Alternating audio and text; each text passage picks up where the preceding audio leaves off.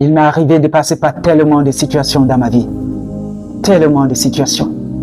Des situations de bonheur, des situations de larmes, des situations de succès, des situations d'échec et même des cas d'abandon. Mais dans toutes ces situations, dans toutes ces épreuves, l'une des choses qui n'a jamais changé dans ma vie, c'est ma foi en Dieu. Et c'est cette foi qui m'a préservé sur le droit chemin. Vous devez savoir que dans la vie, il y aura toujours des combats. Mais si vous perdez votre foi en Dieu, vous avez tout perdu. Parce que si vous n'avez pas la foi dans les moments difficiles, qui vous soutiendra, parce qu'il y aura des moments où il n'y aura personne autour de vous. Et quand bien il y aura des personnes pour vous conseiller, pour vous soutenir, il y aura des moments où seul dans votre chambre, vous serez environné de 4 murs. Vous serez seul.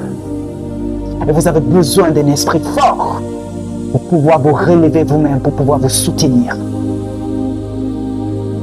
La parole ne dit-elle pas si l'esprit de l'homme est abattu, qui le relèvera?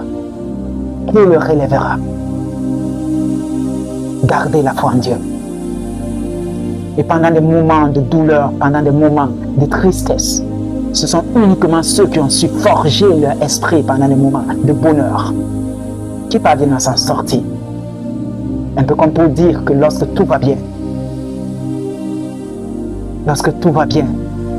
prenez ce moment pour vous préparer, pour vous former, pour vous entraîner, un peu comme un sportif qui, lorsqu'il est en bonne santé, il s'entraîne, il se prépare pour la compétition. Parce qu'il sait que parfois viendront des moments où il n'aura même pas envie de s'entraîner. Et lorsqu'il n'aura pas envie de s'entraîner, ce sont ses habitudes qu'il a déjà forgées en lui qui vont lui donner le courage d'aller à la salle d'entraînement, d'aller sur le terrain. Forgez votre foi en Dieu. Et que cette foi soit inébranlable afin que même devant la maladie, elle vous soutienne. Afin que même devant les épreuves, elle vous soutienne. Afin que même devant l'adversité, l'échec, elle vous soutienne.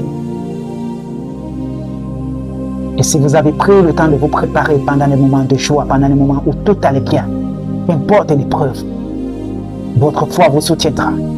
Elle vous permettra de vous rappeler comme David, qui pouvait dire devant les combats, devant Goliath, et de dire: le même Dieu qui m'a soutenu et qui m'a permis de sortir victorieux lorsque je combattais l'ours et le lion, me soutiendra également devant ce Philistin.